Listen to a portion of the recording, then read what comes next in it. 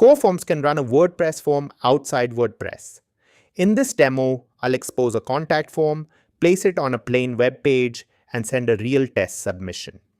Open the form and choose the Headless tab. Turning on Headless mode publishes the form through the Core Forms REST endpoint.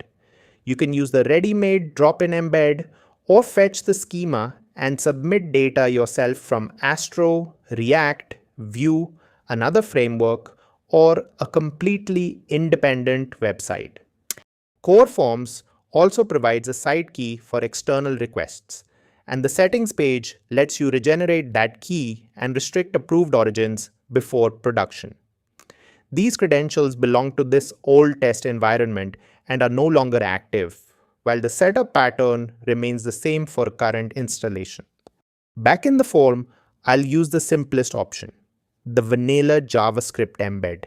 It needs only a target element and one script tag. Core Forms loads the current form markup, mounts it on the page, and sends each submission back to the original WordPress site. Paste that snippet into any normal web page, save the file, and open it in the browser. There's no WordPress theme or plugin running on this page.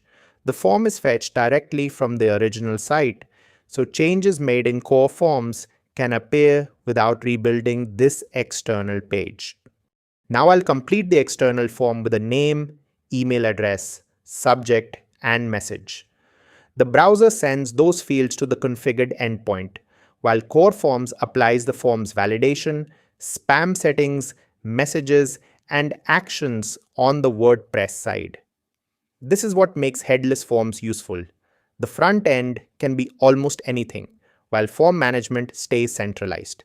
You keep one builder, one submission store, and one place to update the form. After submission, the success message appears on the external page. Back in WordPress, the new entry is already available in Core Form submissions with every field captured.